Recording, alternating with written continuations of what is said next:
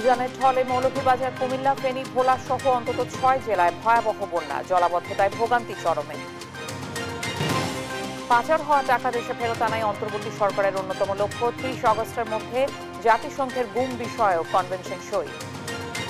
1.5 মাস পর হাসপাতাল থেকে বাসায় ফিরলেন খালেদা জিয়া। শিগগিরই যাবেন যুক্তরাজ্যে।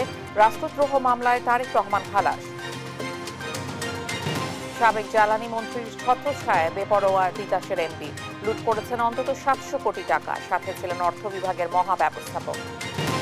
এবং উপাচার্য নেই দেশের বেশিরভাগ বিশ্ববিদ্যালয়ে। অচলাবস্থা নিরসনে যোগ্যতা ও দক্ষতার বিচারে নিয়োগের দাবি শিক্ষক শিক্ষার্থীদের।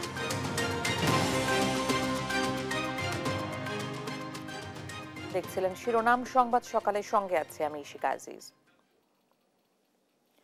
ভারী বৃষ্টি ও উজানের ঢলে আকস্মিক বন্যা দেখা দিয়েছে দেশের অন্তত 6 জেলায়। পানিবন্দী হয়ে পড়েছেন লাখো মানুষ। কোথাও হাঁটু পানি, আবার কোথাও বা কোমর পানি। বসতবাড়ি, রাস্তাঘাট, ফসলি জমি, পুকুরের মাছ সবই ভেসে যাচ্ছে বন্যার পানিতে। গবাদি পশু নিয়ে অনেকে আশ্রয় নিয়েছেন উঁচু স্থানে। বৃষ্টিপাত অব্যাহত থাকলে বন্যা পরিস্থিতির আরও অবনতি হওয়ার আশঙ্কা করছে বন্যা সতর্কীকরণ কেন্দ্র। সহকর্মীদের পাঠানো তথ্য ও চিত্রে সালমা জাহানের ডেস্ক রিপোর্ট।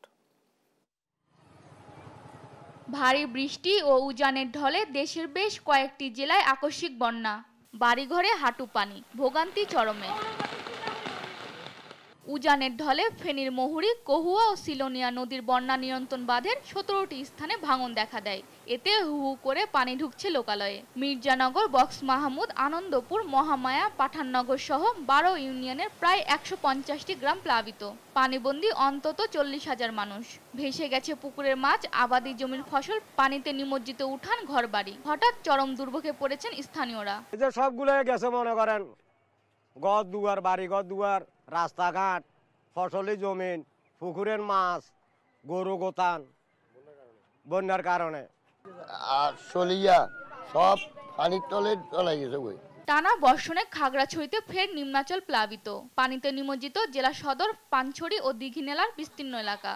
একমাত্র সড়ক সংযোগ সেতু ভেঙে মহালছড়ি উপজেলার সাথে মুবাছড়ি ইউনিয়নে সড়ক যোগাযোগ বিচ্ছিন্ন হয়ে পড়ে।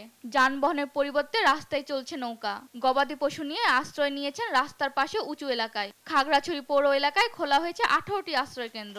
পরিস্থিতি খুব ভয়াবহ। আর আমরা সকাল দিকে পানি বাইতেছে, এখনো বাড়িবার সম্ভাবনা বেশি। পাহাড়ি ঢলে প্রচুর পানি হয়েছে। এখন আমাদের বাসায় গলা পরিমাণ পানি, বাসায় অনেক জিনিস নষ্ট হয়ে গেছে। সাগরে লঘুচাপের প্রভাব ও অতিবৃষ্টির ঢলে মৌলভীবাজারে পানি বেড়েছে। দুপুর নাগাদ মনু নদীর পানি রেলওয়ে ব্রিজ পয়েন্টের বিপদসীমার 95 সেন্টিমিটার, চাঁদনীঘাট পয়েন্টে 65 সেন্টিমিটার ও ধলাই নদীর রেলওয়ে ব্রিজ পয়েন্টে 46 সেন্টিমিটার উপর দিয়ে প্রবাহিত হয়। কোমর সমান পানি সড়কে। চরম ভোগান্তিতে বানভাসীরা। আমরা মালামাল যা আছে সব পানি নিয়ে গেছে। আমরা ঘর দুয়ার ডুবাই লিছে, বাচ্চা কাচ্চা রান্তা মারানা খাইতাম মারানা, চুলা উলা ডুবাইল। আমরা অসহ হয়ে গেছি, আবার রাস্তা তাইছি, এখন করছি আমরা এখন। উজানের ঢলে ভোলার মেঘনার পানি বিপদসীমার উপর দিয়ে প্রবাহিত হচ্ছে। এতে প্লাবিত হয়েছে নিম্নাঞ্চলের অন্তত 15টি গ্রাম। পানিবন্দী হয়ে পড়েন কয়েক হাজার মানুষ। চুলা জ্বালাতে না পারায় অনাহারে অর্ধাহারে দিন কাটছে অনেকের। বাড়ি করতে বাড়িতে বাড়িটা জোয়ারে সব তলে রয়েছে। টানা বৃষ্টিতে পানিতে তলিয়েছে নোয়াখালীর 9 উপজেলা। পানি উঠেছে বাড়িঘরেও। এতে পানিবন্দী হয়েছেন কয়েক লাখ মানুষ। চরম দুর্ভোগে পড়েছেন দুর্গতরা। খুবই অসুবিধা হইতেছে, দোকানপাট খোলা যাচ্ছে না, শিক্ষা প্রতিষ্ঠানগুলি বন্ধ। বৃষ্টি থাকলে বন্যা পরিস্থিতির আরও অবনতির সংখ্যা বন্যা সতর্কীকরণ কেন্দ্রের। সালমা জাহান, নিউজ ডেস্ক, দেশ টিভি। লঘুচাপের প্রভাব ও উজানের ঢলে ভোলার নদ নদীর পানি বেড়ে নিম্নাঞ্চল প্লাবিত হয়েছে। হাজারো মানুষ রয়েছে পানিবন্দী। আরো জানাতে সরাসরি যুক্ত হচ্ছেন সহকর্মী ছোটন সাহা। ছোটন, বন্যা পরিস্থিতির সর্বশেষ তথ্য আমাদের জানাবেন। দেখুন, আজকে 7ম দিনের মতো ভোলার যে উপকূলীয় এলাকা প্লাবিত হয়েছে এবং গত 24 ঘন্টায় ভোলার যে মেঘনার পানি রয়েছে সেটি দৌলত খান পয়েন্টে রয়েছে 74 সেন্টিমিটার, যেটি গত কালকে ছিল 59 সেন্টিমিটার। একই সাথে তজুমুদ্দিন পয়েন্টে মেঘনার পানি কিন্তু বিপদসীমার 92 সেন্টিমিটার এবং উপরে প্রভাবিত হচ্ছে, যেটি গতকালকে অর্থাৎ একদিন আগে যেটি ছিল 90 সেন্টিমিটার। অর্থাৎ বলা যায় যে আসলে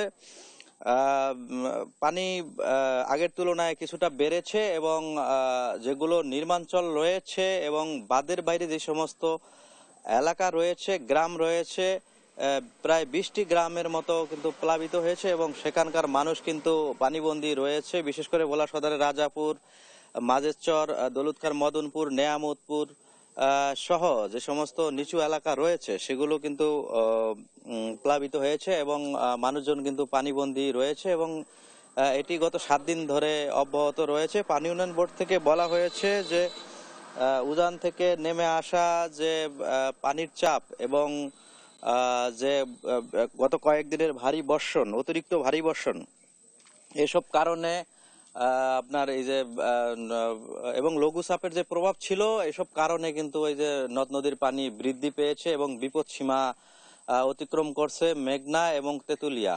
যদিও তেঁতুলিয়া নদী বিপদসীমা 90 সেন্টিমিটার রয়েছে, কিন্তু মেঘনার পানি কিন্তু অত্যাধিক বেড়েছে, যে কারণে এসব এলাকা প্লাবিত এবং মানুষজন কিন্তু দুর্ভোগ পোয়াচ্ছেন।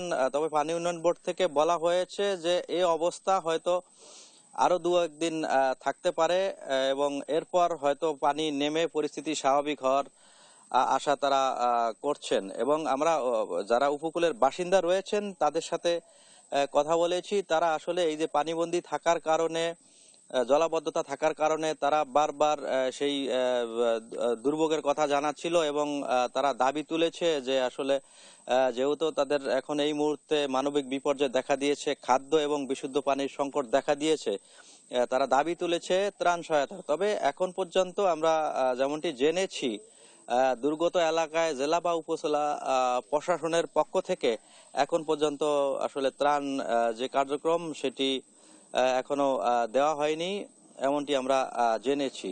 তো আসলে দিন যত বাড়ছে হয়তো এই পানির যে কমতে শুরু করলে হয়তো উপকূলে স্বাভাবিক অবস্থা ফিরে আসবে।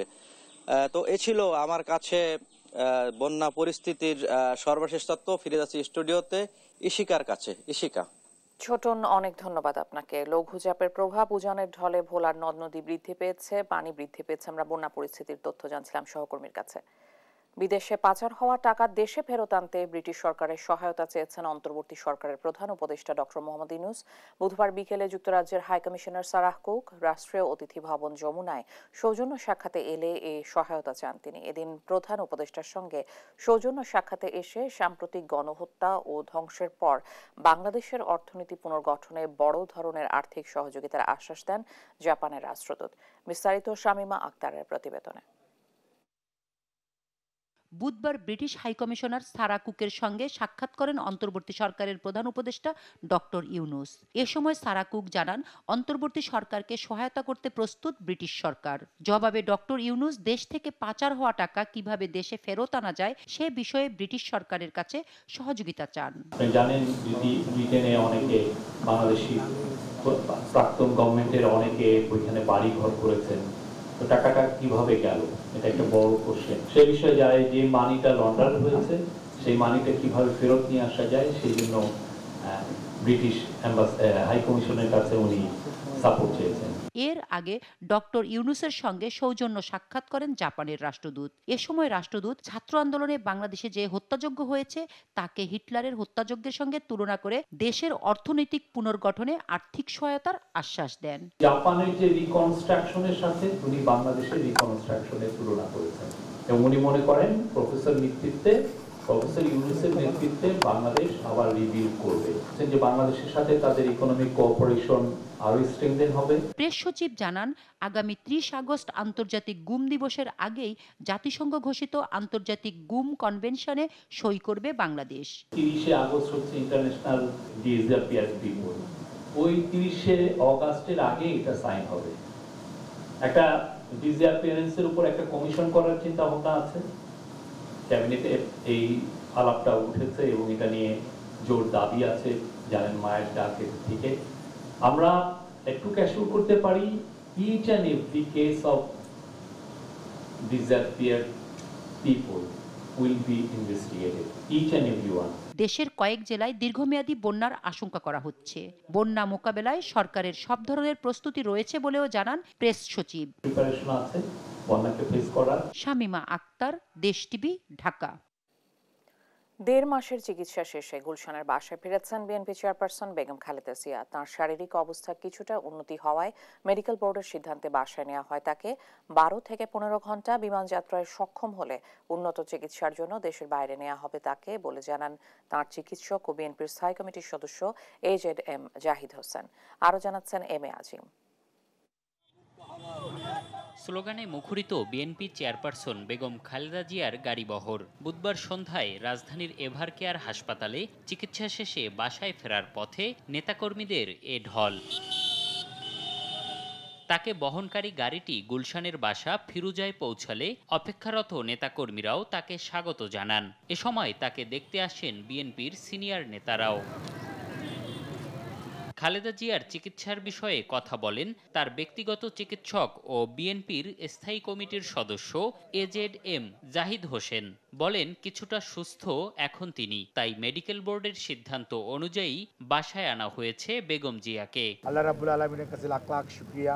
আলহামদুলিল্লাহ, দেশের মানুষের দোয়া এবং আপনাদের সবার দোয়া এবং সহমর্মিতার কারণে চিকিৎসকদের অক্লান্ত পরিশ্রম, স্বাস্থ্যকর্মীদের অর্থাৎ নার্স সহ অন্যান্য সকল স্টাফদের অক্লান্ত পরিশ্রমে উনি কিছুটা সুস্থ হয়েছেন। আরও সুস্থ হয়ে উঠলে এবং দীর্ঘ সময় বিমান যাত্রায় সক্ষম হলে দেশের বাইরে উন্নত চিকিৎসার জন্য নেওয়া হবে বেগম জিয়াকে বলেও জানান তিনি। যত দ্রুত সম্ভব, যখনই ওনাকে শারীরিকভাবে, ওনাকে যেহেতু দেশের বাইরে, আমরা আগেও বলেছি যে ইউনাইটেড কিংডম অর্থাৎ যুক্তরাষ্ট্র বা জার্মানির কথা আমরা বলেছি, সেখানে যেতে হলে বেশ লম্বা সময় ফ্লাই করতে হবে।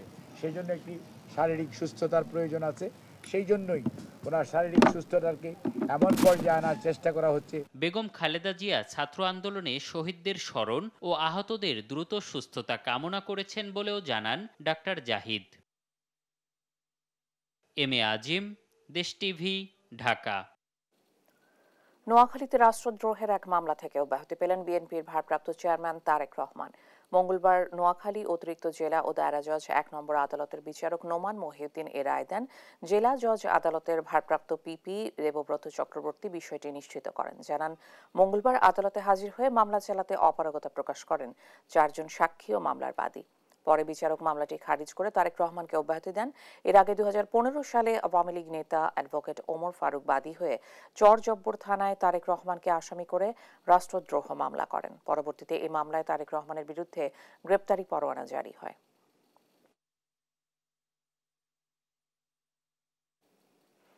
উন্নয়ন প্রকল্পের আড়ালে অর্থ আত্মসাৎ আর ঘুষের বিনিময়ে শিল্প কারখানায় অবৈধ গ্যাস সংযোগ দেওয়া সহ বিভিন্ন দুর্নীতি অনিয়মের মাধ্যমে রাষ্ট্রের 700 কোটি টাকা লুট করেছেন তিতাসের ব্যবস্থাপনা পরিচালক হারুনুর রশিদ মোল্লা।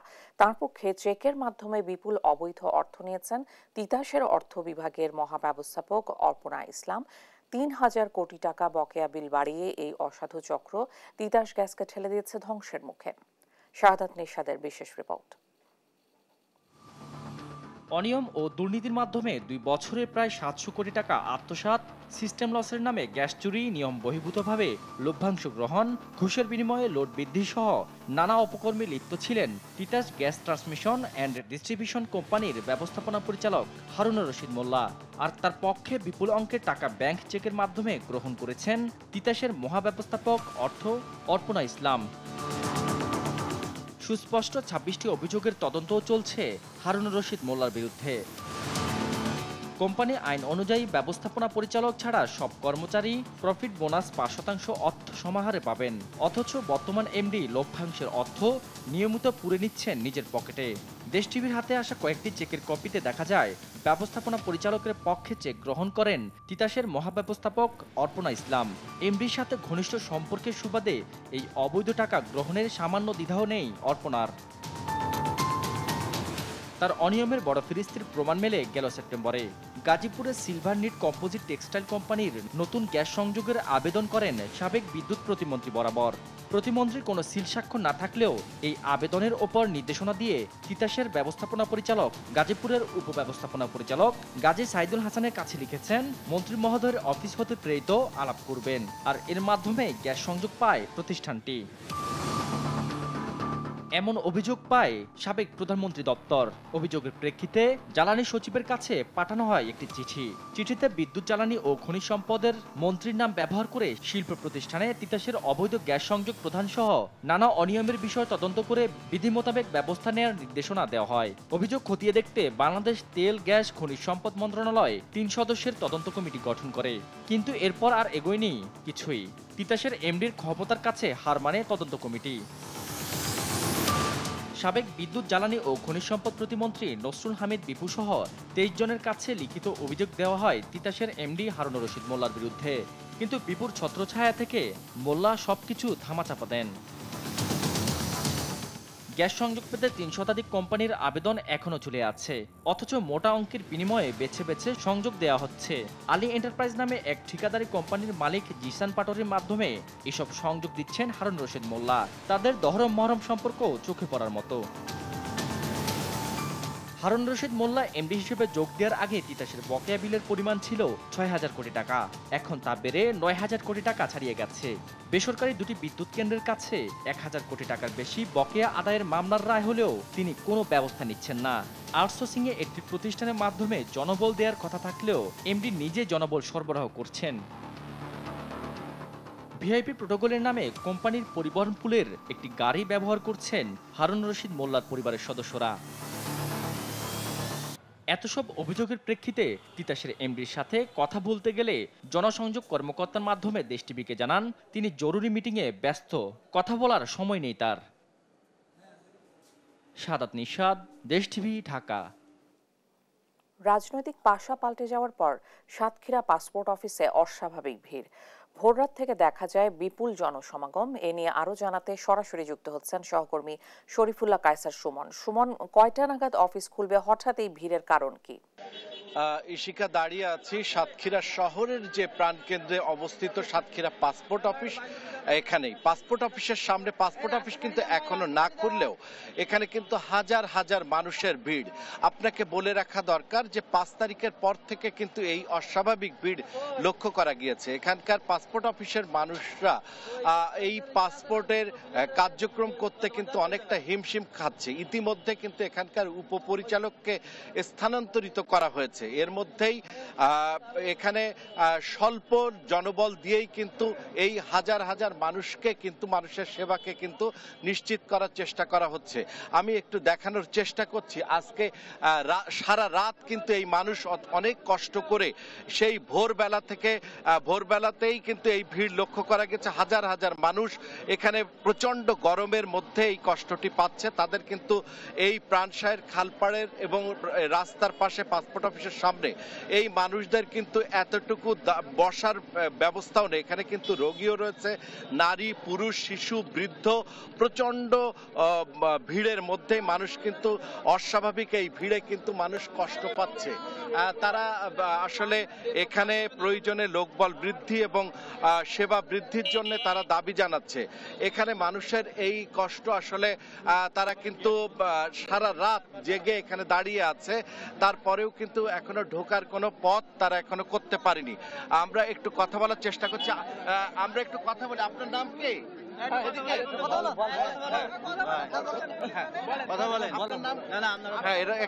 আপনার নাম কি? কার্তিক মন্ডল। কার্তিক। কোথা থেকে এসেছেন? কাবাইডাঙ্গা থেকে। কাবাইডাঙ্গা। কাপাসডাঙ্গা। একটু আরেকটু কথা। আপনার নাম কি? স্বর্ণা পান্ডে। হ্যাঁ, স্বর্ণা পান্ডে। কোথা থেকে এসেছেন? কালীগঞ্জ। আচ্ছা, এখানে মানুষ কথা বলবার মতো অবকাশটুকুও পাচ্ছে না। সারা রাত কিন্তু তারা এখানে এই রাস্তাতে, এই খালপাড়ের রাস্তাতেই কিন্তু তারা ভিড় জমিয়ে আছে এই পাসপোর্ট অফিসের সামনে। এবং এই পরিস্থিতিটি কিন্তু 5 তারিখের পর থেকে লক্ষ্য করা গিয়েছে, যেখানে আসলে মানুষের সেবা দেওয়ার কথা হচ্ছে 300 জনের মতো প্রতিদিন দিয়ে থাকেন যে লোকবল, সে অনুযায়ী 300 জনের মতো সেবা দেওয়ার ব্যবস্থা থাকলেও এখানে কিন্তু এখন প্রতিদিন 600-650 মতো মানুষকে সেবা দিতে পারছে। এই চিত্রটি আসলে একটি মানে এই কয়েকদিন ধরে এই অবস্থাটি সৃষ্টি হয়েছে। এখন মানুষ চাচ্ছে যে এখানে লোকবল বাড়িয়ে প্রয়োজনে সেবা সৃষ্টিটি তৈরি করা হোক। এবং আপনি কোথা থেকে এসেছেন? আমি কালীগঞ্জ থেকে। এখন এত ভিড়ের মধ্যে এখন কেন এসেছেন? এত ভিড় জানি না, আমি জানি না। আচ্ছা, এতদিন জানতেন না যে পাসপোর্ট করতে হবে। আচ্ছা, এই পরিস্থিতিটি আসলে এই টানা কয়েকদিন ধরেই কিন্তু লক্ষ্য করা গিয়েছে। ইশিকা, এই ছিল এখানকার পরিস্থিতির সর্বশেষ। সুমন, অনেক ধন্যবাদ আপনাকে। দেখছেন সংবাদ সকাল। উপাচার্যবিহীন প্রাচ্যের অক্সফোর্ড ঢাকা বিশ্ববিদ্যালয়, ফলে বন্ধ রয়েছে বিশ্ববিদ্যালয়টির একাডেমিক ও প্রশাসনিক কার্যক্রম। ফলে অচলাবস্থা দেখা দিয়েছে কার্যক্রমে। এমতাবস্থায় শিক্ষক শিক্ষার্থীদের দাবি দ্রুত সময়ের মধ্যে উপাচার্য নিয়োগ দিয়ে সচল করা হোক বিশ্ববিদ্যালয়ের চিরচেনা পরিবেশ। আরও জানাচ্ছেন মাজহারুল ইসলাম। স্বৈরাচারী হাসিনা সরকারের পতনের পর পদত্যাগ করেন ঢাবি উপাচার্য অধ্যাপক ASM মাকসুদ কামাল। এরপর থেকেই অভিভাবক শূন্য দেশের প্রাচীন এই বিশ্ববিদ্যালয়। শিক্ষার্থীরা ক্লাসে ফিরলেও শুরু হয়নি একাডেমিক কার্যক্রম, ফলে বন্ধ ক্লাস পরীক্ষা, যাতে ক্ষতিগ্রস্ত হচ্ছে শিক্ষার্থীরা।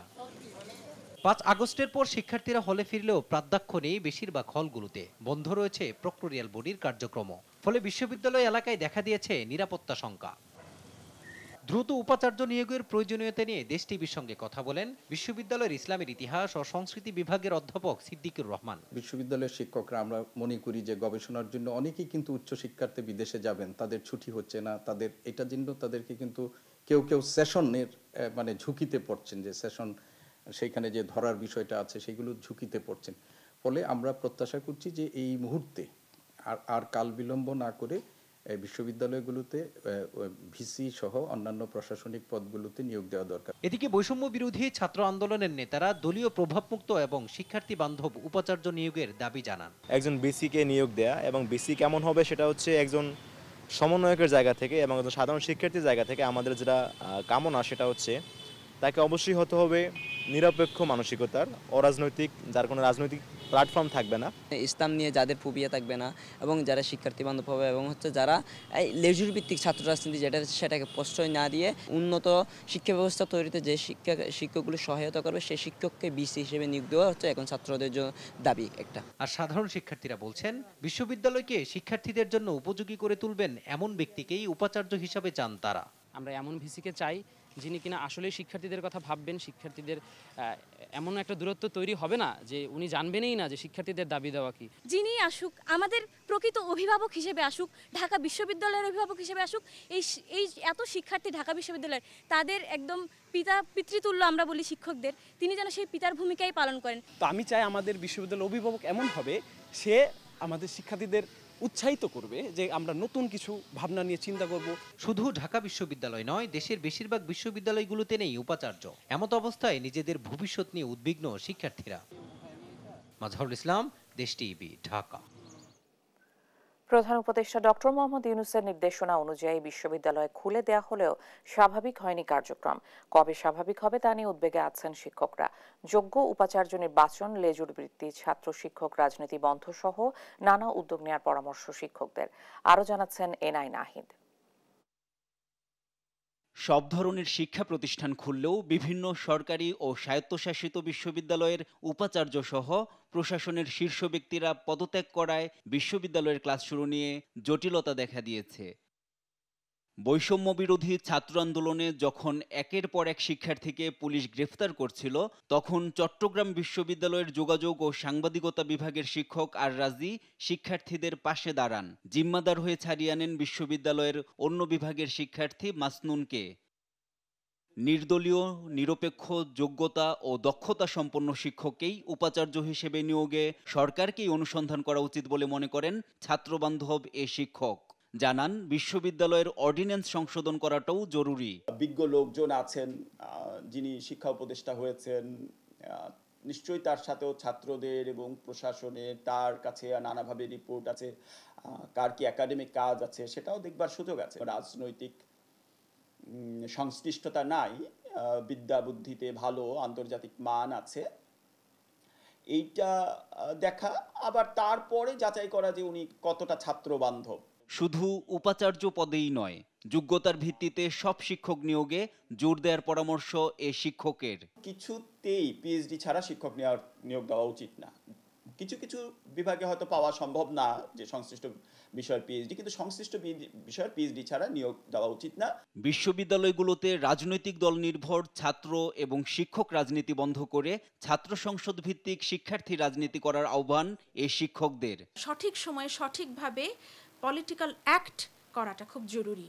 মানুষকে জানতে হবে তারা কি চাইছে, তার না পাওয়ার জায়গাটা কোথায়, সে কি পাচ্ছে কি পাচ্ছে না। এই ধরনের কনসিয়াস পলিটিক্যাল অ্যাক্ট তৈরি করতে গেলে রাজনৈতিক সংস্কৃতি এবং রাজনৈতিক দর্শন যে চর্চার যে যাত্রা, সেই যাত্রার কিন্তু আসলে কোনো বিকল্প নাই। যারা শিক্ষক রাজনীতিতে জড়িত হন তাদেরকে অবশ্যই কি বলবো যে সামাজিকভাবে এটার ব্যবস্থা নিতে হবে। এটা কি হবে আমি নিশ্চিত না, কিন্তু তাদেরকে বলতে হবে যে আপনি কাজটা করছেন এটা ঠিক হচ্ছে না। আপদকালীন সময় কাটিয়ে যোগ্য নেতৃত্বে দেশের বিশ্ববিদ্যালয়গুলোর শিক্ষার মান আরও ভালো হবে এ আশা শিক্ষকদের। এনআই নাহিদ, দেশ টিভি, ঢাকা। ক্ষমতার ছোঁয়ায় নামে বেনামে অবৈধ সম্পদের পাহাড় গড়েছেন ব্রাহ্মণবাড়িয়ার আখাউড়া পৌরসভার মেয়র তাকজিল খলিফা কাজল। টানা 3 বার নির্বাচিত হওয়ায় হয়ে ওঠেন বেপরোয়া। সাধারণ মানুষকে ভয়ভীতি দেখিয়ে গড়ে তোলেন ত্রাসের রাজত্ব। সহকর্মী মেহেদিনুর পরশের তথ্য ও চিত্রে সালমা জাহানের ডেস্ক রিপোর্ট। মেয়র পদ এ যেন আলাদিনের চেরাগ। 2012 সালে ব্রাহ্মণবাড়িয়ার আখাউড়া পৌরসভায় এ পদ পেয়ে যান তাকজিল খলিফা কাজল। ক্ষমতার কাছাকাছি এসেই শুরু করেন নানা অনিয়ম আর দুর্নীতির কর্মকাণ্ড। এরপর রাতের ভোটে আরও 2 বার মেয়র নির্বাচিত হন। এতে করে বেশ বেপরোয়া হয়ে ওঠেন কাজল। সাধারণ মানুষকে ভয়ভীতি দেখিয়ে তৈরি করেন ত্রাসের রাজত্ব, গড়ে তোলেন সম্পদের পাহাড়। আধা পাকা ঘর থেকে এখন তিনি বহুতল ভবন সহ অন্তত 15টি জায়গার মালিক। এর মধ্যে রাধানগর, ভবানীপুর, খড়মপুর, কালিকাপুর উপজেলায় রয়েছে প্রায় 2500 শতক জায়গা। রয়েছে বিভিন্ন ব্যবসায়ী প্রতিষ্ঠানও। এছাড়াও স্ত্রী ও তার নামে ঢাকায় রয়েছে বেশ কয়েকটি আলিশান ফ্ল্যাট। আখাউড়া পৌরসভাতে এমন কোনো এরিয়া নাই যেখানে ওনার এরকম 2-3টা বাড়ি নাই। এরকম একটা ত্রাসের রাজত্ব কায়েম করেছে। চেকপোস্টে সকল ব্যবসা উনি এককভাবে নিয়ন্ত্রণ করছে। কাউরে কোনো লোককে ব্যবসা করতে দিচ্ছে না। সব যে ব্যবসা করছে সবাই ওনাকে কমিশন দেওয়া লাগছে বড় অঙ্কের একটা। এবং ওনার যে আত্মীয় স্বজন ছিল, যেমন ওনার ভাতিজারা ছিল, ওনার চাচাতো ভাইরা ছিল, কড্ডা থেকে আইনা না তারা আখাউড়াতে চাঁদাবাজি করাইতো, টেন্ডারবাজি করাইতো। আমরা পানি লাইন পাই না, পানির বিল দিচ্ছে প্রতি বিলে আমরা 500 করে দিতে হয়েছে পানির বিল। এটা দিতে হয়েছে। তারপর ময়লা গাড়ি দেয় নাই, ময়লা গাড়ি বিল নিচ্ছে। মেয়র কাজলের দাপটে দীর্ঘদিন ধরে মানুষ অতিষ্ঠ, ভয়ে কেউ মুখ খোলার সাহস পায়নি। অবশেষে সরকার পতনের পর জনতার রসনালে পড়ে পরিবার সহ বিশাল রাজ্য ফেলে পালিয়ে যান তিনি। পলাতক এই মেয়রের তদন্তপূর্বক ব্যবস্থা নিতে অন্তর্বর্তীকালীন সরকারের প্রতি অনুরোধ জানান সচেতন নাগরিক কমিটি। আখাউড়ার জনগণ এই যে স্বৈরাচারী শেখ হাসিনা পতনের পর যে ধরনের একটা ক্ষোভের একটা বহিঃপ্রকাশ, তারই বহিঃপ্রকাশের এই ঘটনায় ওনার নিজস্ব ভবন টবন ভাঙচুর। আখাউড়া পৌরসভার পলাতক মেয়রের বিভিন্ন অনিয়মের বিরুদ্ধে তদন্ত করবে এবং তার অবৈধ সম্পদ কি পরিমাণ অর্জন করেছে এটি জাতির সামনে তুলে ধরবে। কাজলের মতো সমাজে ছড়িয়ে ছিটিয়ে থাকা দুর্নীতিবাজদের দৃষ্টান্তমূলক শাস্তির দাবি এখন সবার। নিউজ ডেস্ক, দেশ টিভি। বৈষম্য বিরোধী ছাত্র আন্দোলনের সন্ত্রাসীদের গুলিতে ফেনীতে নিহত হয়েছেন 7 জন। সে ঘটনায় ফেনীর সাবেক এমপি নিজামুদ্দিন হাজারী সহ 1623 জনকে আসামি করে ফেনী মডেল থানায় মামলা হয়েছে 5টি। পুলিশ বলছে ঘটনায় জড়িত প্রকৃত আসামিদের সিসিটিভির ভিডিও ফুটেজের মাধ্যমে চিহ্নিত করা হয়েছে। হত্যাকারীদের সর্বোচ্চ শাস্তির দাবি করেছে নিহতের পরিবারগুলো। ফেনী থেকে তোফাল আহমদ নিলয়ের পাঠানো প্রতিবেদন জানাচ্ছেন ফারজানা ইসলাম। ফেনী সরকারি কলেজের ডিগ্রি প্রথম বর্ষের শিক্ষার্থী সরওয়ার জাহান মাসুদ গত 4 আগস্ট সহপাঠীদের সাথে বৈষম্য বিরোধী ছাত্র আন্দোলনে যোগ দিয়েছিলেন ফেনীর মহিপালে। সেখানে ঘাতকদের গুলিতে প্রাণ হারান তিনি। সন্তানকে হারিয়ে ভেঙে পড়েছেন মা বাবা। বিচারের আশায় এখন দিন গুনছেন তারা। একই অবস্থা বিরাজ করছে অন্যান্য নিহতদের পরিবারেও। প্রকৃত আসামিদের সর্বোচ্চ শাস্তির দাবি করেছেন তারা। কে ঘুমাইতে পারেন না, কার ঘর নাই, আমার ছেলে শুধু ওগুলো নিয়ে ব্যস্ত। আমার ছেলেকে আমি পড়াশোনা করাবো, সুস্থ তদন্ত করে খুনিদের ফাঁসি চাই। আমার ছেলে যেদিন আনা হয়েছে একে মাটি দেওয়ার জন্য, এরা অনেকগুলো লোক আসতেছে যে মাটি যত জলদি তাড়াতাড়ি করে মাটি দিয়ে যায়, উপরে রাখা যাবে না, মানুষজনকে বলা যাবে না। আমার 21 বছরের সন্তানের খুনের বিচার আমি চাই। এখন আমি চাই সুবিচার চাই, ভালো বিচার চাই, আদালতে চাই আমি, সরকারের মাধ্যমে সরকারে যা করব তাই। গত 4 আগস্ট ঢাকা চট্টগ্রাম মহাসড়কের ফেনীর মহিপাল এলাকায় অবস্থান নিয়ে বিক্ষোভ করছিল আন্দোলনকারীরা। অপরদিকে আওয়ামী লীগ ও তার সহযোগী সংগঠনের নেতাকর্মীরা মিছিল থেকে গুলি করতে করতে মহিপাল ফ্লাইওভারের দিকে এগোতে থাকে। সেখানে অবস্থানরত আন্দোলনকারীদের মধ্যে গুলিবিদ্ধ হয়ে ঘটনাস্থলে নিহত হন 3 শিক্ষার্থী সহ মোট 7 জন। এটা আসামিদের আপনার আইনের আওতায় আনা হোক এবং তাদের সুষ্ঠু বিচার করে। আওয়ামী সন্ত্রাসীরা অবৈধ অস্ত্রশস্ত্র নিয়ে আমাদের প্রশাসনের সামনে আমাদের ভাইদের উপর, আমাদের উপর যে ন্যাক্কারজনক হামলা করেছে, সেই হামলার খুব দ্রুতই আমরা বিচার দাবি করছি। যে এতজনের মায়ের বুক খালি করছে, এতজনের বিচার আপনি না নেবেন, আমরা বিচার চাই। এই ঘটনায় ফেনী মডেল থানায় দায়েরকৃত পৃথক 5 মামলায় পুলিশ তদন্ত শুরু করেছে। ঘটনায় জড়িত প্রকৃত আসামিদের সিসিটিভির ভিডিও ফুটেজের মাধ্যমে চিহ্নিত করা হয়েছে। জড়িতদের বিরুদ্ধে প্রয়োজনীয় আইনানুগ ব্যবস্থা গ্রহণ করা হবে বলে জানান এই পুলিশ সুপার।